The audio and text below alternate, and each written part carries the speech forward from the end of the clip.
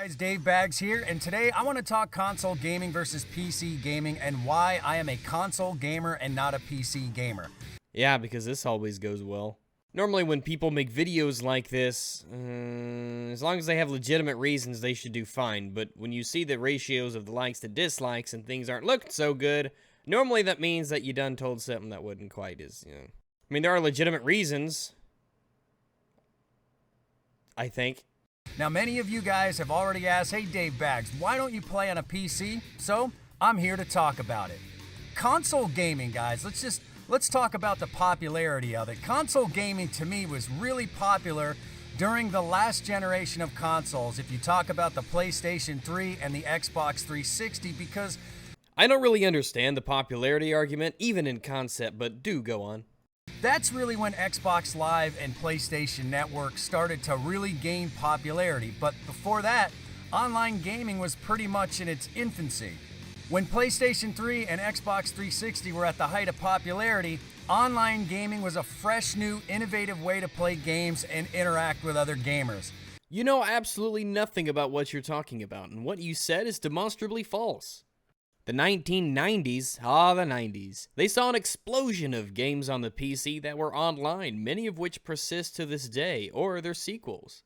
Lineage, a Korean game, there's Ultima Online, Nexus, Kingdom of the Winds, Diablo, Quake, we have the Warcraft games, and then there was EverQuest and StarCraft and Counter-Strike. All of these games were alive and well before the advent of the console's online gaming services. And some of those games are playable online to this day. If you compared console gamers back then with PC gamers, there was a huge difference between them. But whether or not you play on PC or console today shouldn't be at all affected by the gaming landscape of the 90s. Who cares what gaming was like in the 90s? That was way, way back in the 90s. Everything was different back then. You should make your decisions based on the environment that you live in now and what you think it will be in the future. Even you yourself later in this video will say how the PC's future is very bright indeed. Nothing crossed over at all. I mean, you guys were either a PC gamer, a console gamer, or you were both. But that's pretty much about it. Well, yeah, that's about it. You named all of the possible options. It would be like comparing two people looking at each other from across a raging river but never connecting. Well, that's a weird way to put it. We knew that both existed, but we never could reach one another. You know what I mean? Well, of course you could reach one another. However, it seems that this generation of consoles, the Xbox One and the PlayStation 4, are a bit closer in terms of being compared to PCs, because really what the Xbox One and PlayStation 4 are entry-level PCs. Well, that's not exactly true, is it? I mean, architecturally, yeah, they're similar to PCs. However, in the functionality and the amount of things you can actually do with it, they're miles apart.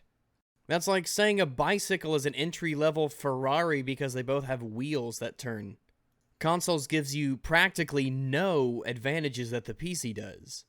And if you look at what Microsoft is doing right now, these guys are allowing you to play Xbox One titles on your PC and vice versa with no additional charge. And PC and Xbox One gamers, well, they're able to play with each other as well. So if this is the case, this may drive people to go and buy a PC because it's much more powerful, right?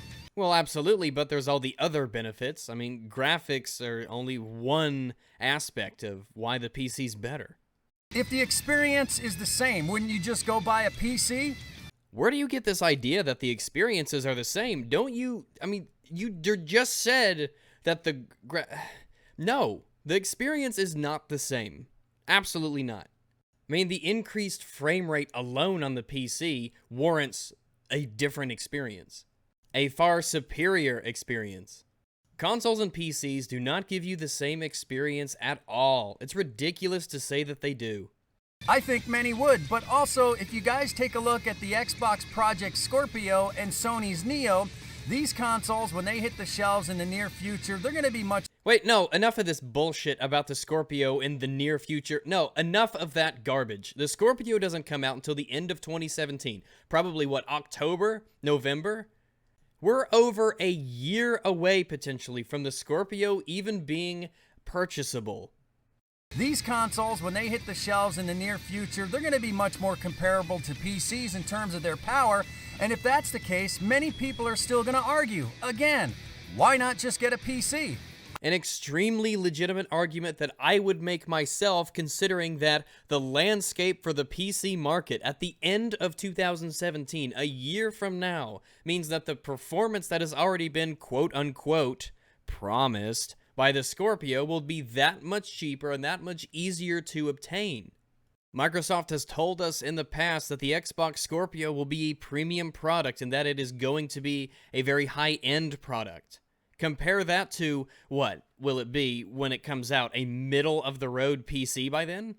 Remember, you can't judge what the Scorpio will be a year from now from standards of today in terms of PC gaming. I suppose they have a point. PC gamers will tell you that they don't have to pay for online service, which is great because they can get a much more powerful piece of hardware that is also upgradable, which is completely true. And hey, I'm with you PC gamers on this, I am. But now, I'm sensing a big butt here, and if there's anything I know, it's butts. Let me answer the question that I've been asked many times as to why I don't game on a PC. Now, there's several reasons why I don't game on a PC, but please don't think I'm not aware that the PC is always going to be more powerful, guys. I get it. I also have nothing against PCs. I simply don't. I just don't want to spend a lot of money on a PC and then possibly have to upgrade it later. Then don't. I mean, think about it for a second, guys. Yeah, because that's my problem, is that I don't do enough thinking. For a good high-end PC, you can pay thousands of dollars, and some of us just don't have that kind of money to spend. Oh, why would you start with this? This video should be called, Let Me Name Some Negative Stereotypes of PC Gaming That I've Heard, and are why I don't game on PC. It is a ridiculous negative stereotype of PC gaming that if you're going to get into PC gaming, then you have to buy the most expensive PC, like this one here, which is $13,000, in order to enjoy it. Completely asinine. You can buy cheap PCs, you can buy middle-tier PCs, high-end ones. That's your decision to make because you have options. If you're going to buy shoes, for instance, you could spend anywhere from $40 to $1,200, just depending on what you want.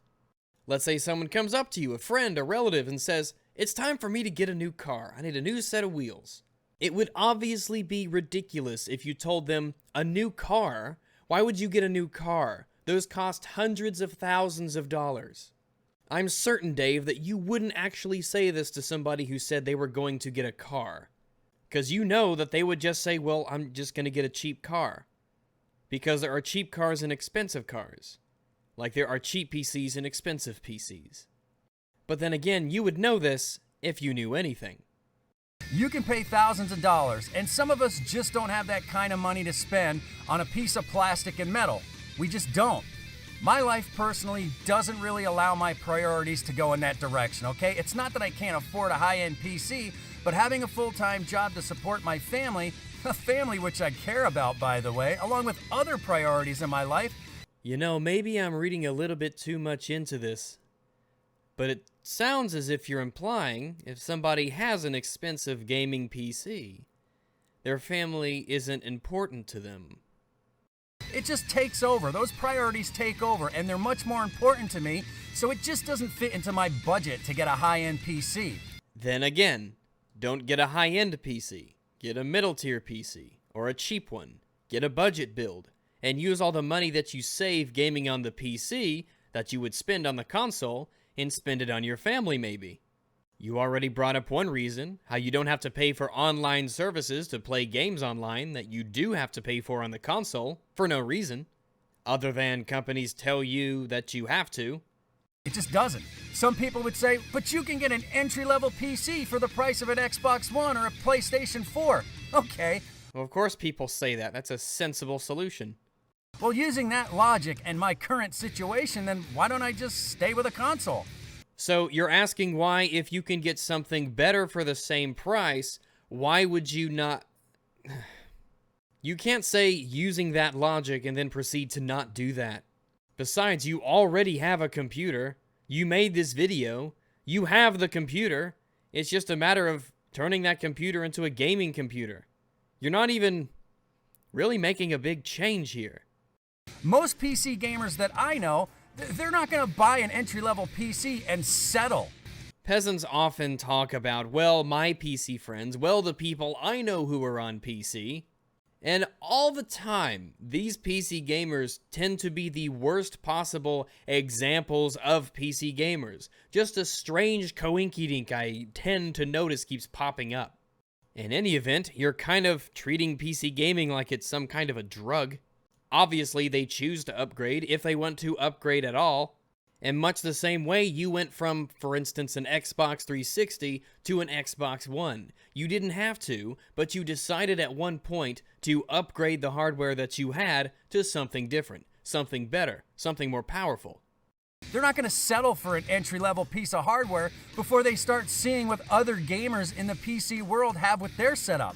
And you're talking about how all these PC gamers that you know won't settle. But if you're playing on a console, that's settling, isn't it? Consoles are practically the epitome of settling in terms of gaming. You're simply accepting what you have. There's not a PC gamer I know that's gonna settle. Also, I really don't believe you when you say that. You're saying that all the PC gamers that you know wouldn't settle. Well, eventually, first off, everybody will settle when they get to a point that they feel is comfortable for them. You're also saying here that there is a level of superiority that comes from a person just accepting what they have and not wanting to improve. I obviously regularly converse with PC gamers all the time, dozens and dozens of them. And I couldn't tell you that they all think one way. And it would be asinine of me to think that somebody would believe me if I said that they all did think the same way. Some have no problem with low-end hardware, some like their hardware to be really high, and PC gaming as a whole accommodates all of those decisions. That's something console gaming cannot provide. Simple as that. Most PC gamers are saying things like, remember, he said this, most PC gamers are like what he's about to describe here. Most of them are. Most PC gamers are saying things like, oh yeah, my new NVIDIA GTX 5000 teraflop quad-core incendiary giga blah blah blah video card. At this point, I'm inclined to believe you're being serious. Oh yeah, my new NVIDIA GTX 5000 teraflop quad-core incendiary giga blah blah blah video card. It came in the mail today. And then when you ask him, well, how much did you pay for the video card? Oh, it was only about $400. And I'm thinking, what? I'm gonna stick to my consoles. I mean, good grief, man. Yeah, and your console's gonna play like a shitty fucking console because of it. It's obvious from this video you don't know anything about PC gaming. Ridiculing people because they chose to spend $400 on a card which is not even close to the highest end you can go. Making fun of somebody else because they chose to buy hardware that they wanted as a luxury to them, to improve the experience of a hobby that they enjoy immensely. I could spend $140 or $160 on a graphics card and run Battlefield 1 at 1080p 60 FPS and have all the rest of that budget to be put towards all the other parts of the PC, and the GPU here is the most expensive part. For $400, I can take my family to Huntington Beach, stay at a high-end hotel on the beach, and go surfing for 2 days. I mean, bullshit. That's life, man. That's life. Gaming for me, I mean, it's simply a hobby. I mean, life outside of the house. Wait, surfing's not a hobby? Void of Doritos, Monster energy drinks, and headsets. That's what life is, guys. Maybe if I throw more negative stereotypes on gaming, it'll make the things that I say appear more legitimate. That's like saying, spending 2 days locked in a room with some ugly bitch and my snotty-ass children, getting sunburned and stung by idly passing jellyfish, just so that maybe I could perhaps go surfing for a little bit? See, you can spin anything into a negative. I will say this, though. Skiing is way better than surfing. There, I said it! Suck my above-average cock. So yeah, that's a lot of cash to spend on a video card and for PC gaming in general, but that's a lot of money to spend going to a hotel. Now what? Everybody's different, and I completely understand that. Everybody's different. I completely understand that. I mean, yeah, moments ago I mocked somebody who would spend more money than I deemed is worth on a hobby that they enjoy at a different subjective level than me. I get it, guys. I really do. Yeah, but you really don't, though, do you? I'm not bashing anybody or anybody's decision to play on a PC. I'm not. I'm simply Goddamn, Dave, you literally just did that. That's like saying, oh, if you vote for Donald Trump, you're a racist. Oh, but you know, it's okay if you vote for him. It's no big deal. I totally respect your decisions. I'm not. I'm simply explaining why I chose console over PC. That's all, guys. I don't play on PC because I believed the negative stereotypes that were told to me by people, and instead of finding out if those were correct, I trusted them. And then I decided to make a video perpetuating those negative stereotypes as justification for my poor decision-making skills. There, I just gave you a description for your video. For people who can relate to what I'm saying, Fools. console gaming is simple. It's convenient. It's less complicated. Well, gosh, this whole time I've been gaming on PC, I guess I haven't noticed how complex and inconvenient it is. And I realized that I would get a much better experience on a PC when it comes to graphics, but as I stated before, Well, your experience would improve in a myriad of ways, not just graphics, but go on. I like the convenience of having a console. That's just how I've always been. I like being able to simply turn on my console, get to my dashboard, Full of advertisements. everything pops up, all of my games, all of my friends are there. Console dashboards are garbage. The amount of customizability and personalization you can have with your desktop far outstrips an Xbox or a PlayStation dashboard. Oh, and it's all ad-free. I mean, I love paying for a premium online service and still being subjugated to ads. That's great. Hey, you pay $60 a year just to play your own games online, but are you in the market for a new Mazda? How about some Game Fuel? I can see what all of my friends are doing at any given time, what games they're playing, all right in front of me to engage with right away. Provided you have the time to wait for all that to load up.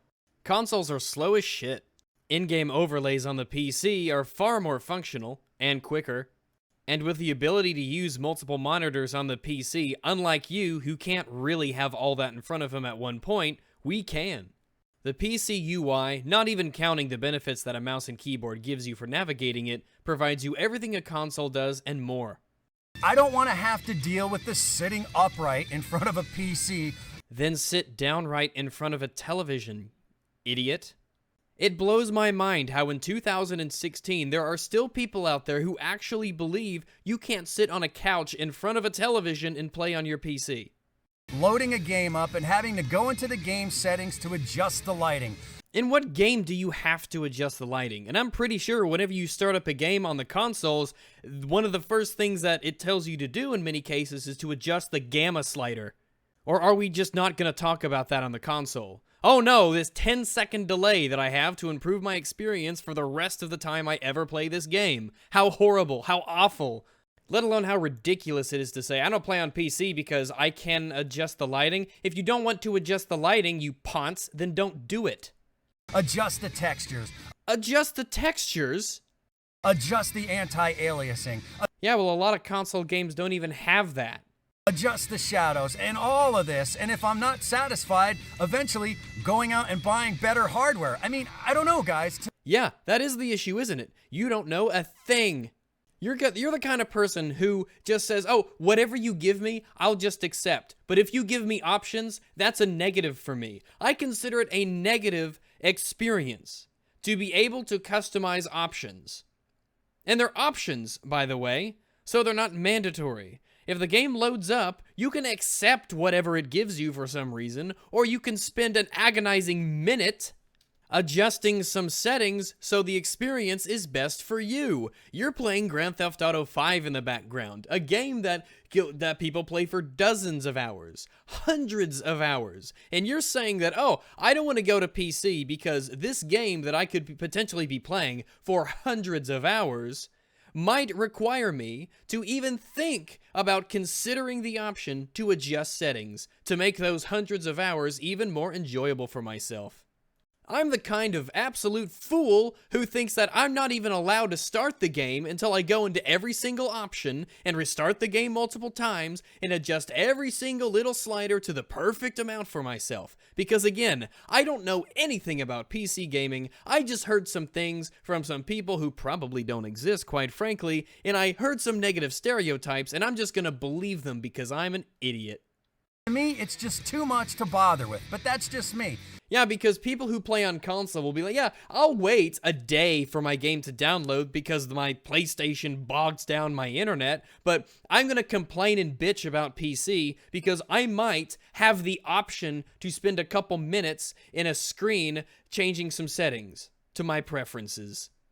Because for some reason, I think that having options is just bad. It's one of the most ludicrous things I have ever heard a console peasant ever say, literally saying that it is bad for there to be options, or I don't play on PC because I have options I didn't have before. It's too much to have to do to play games, but I know that a lot of people like doing that. Yeah, adjusting a gamma slider for 10 seconds, that's just too much for me. I just can't handle that. It's just too much for me to play a game. Again, you're playing Grand Theft Auto 5 in the back. On console, Grand Theft Auto 5 has abysmally long loading screens. Multiple minutes, upwards of 4 minutes in many cases. And yet, apparently you have no problem using your slow-loading console to wait multiple minutes every time you want to just play the game. But if you want to spend 15-20 seconds adjusting a slider, or changing a texture, or fiddling with a setting, which is even optional, whereas load times are not, you freak out. It's ridiculous. They like the idea of having control over their environment. And you know what, guys? For you PC gamers out there, that is absolutely great. But me, I don't like having control. I just like accepting what I'm given, without any choice. If that's what you like, then you guys are going to have a field day. For me, I just don't want to have to worry about all that. Worry? This is a kind of thing that worries you? If you're playing Grand Theft Auto on PC, are you sitting there trembling because you're worried that one day you might want to change a setting, all of which are optional? I just want to play the game, record my footage for my commentaries, play with my friends, and get off and get on with other areas of my life that are important. Like, what a ridiculous thing to say. All I want to do is play games and play with my friends and make commentary and upload videos and get footage, and I have a family and everything. But then this guy, this clown, says, oh, 20 seconds to adjust a setting? Oh, I just don't have time for that. I'm just so busy. I mean, I have a gaming YouTube channel. I mean, who has 20 seconds to adjust a setting? As I said earlier, guys, things like going outdoors, looking at the sun, breathing outside air, moving upright with my legs, and talking to real people that are physically standing in front of me, I don't know. My family rings a bell. Are you seriously dumb enough to imply that spending a little bit of time adjusting in-game video settings in a video game somehow constrains your ability to spend time with your family? How does your wife put up with such a fool? Every day? How do your kids look at you without feeling ashamed? I will say this, however, for console gamers like me, we need to worry a little bit, okay? You need to worry a little bit? Well, shit, if having the option to adjust in-game graphical settings, which are not mandatory, is something that actually worries you, I would be shocked to find something that didn't bother you. I'm a little bit worried that console gaming is gonna go away. And why would that worry you? You might one day be confronted with the fact that everything you feared about PC gaming is a complete and total fabrication? for those of us like myself that do prefer consoles... Well, yeah, I'm sure you think you do.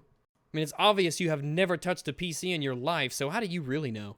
We're gonna eventually have no choice but to be forced to buy a PC if we still want a game, which means to have a gaming experience at all, we're gonna have to fork out quite a bit of money just to get started. Or we could buy cheap PCs or middle-of-the-road PCs, and we're not going to bring up that, oh, I bought this Xbox One, I bought this PlayStation 4, and that was all just to get started. But we're not going to talk about that because you can't talk about it soon. I don't know, guys. What do you guys think? What do you guys prefer, PC or console, and why? And what other activities do you guys like besides gaming? I like making videos on the internet about idiots who don't know what they're talking about. That's what I like to do.